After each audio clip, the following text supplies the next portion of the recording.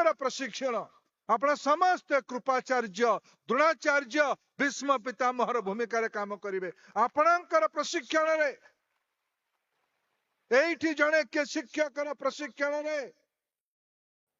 मधु बाबू तैयारी होते स्वाभिमानी मधु बाबू तैयारी होते एठी जणे आपण भलिया के शिक्षकर प्रेरणा रे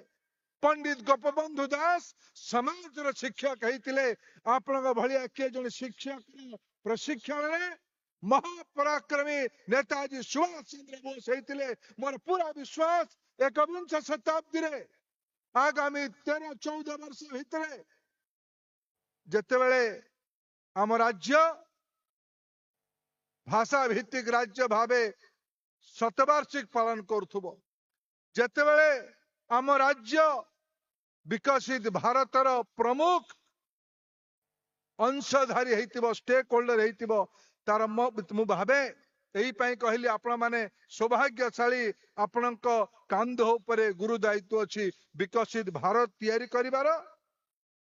विकसित ओडिशा न हेले विकसित भारत हबनी।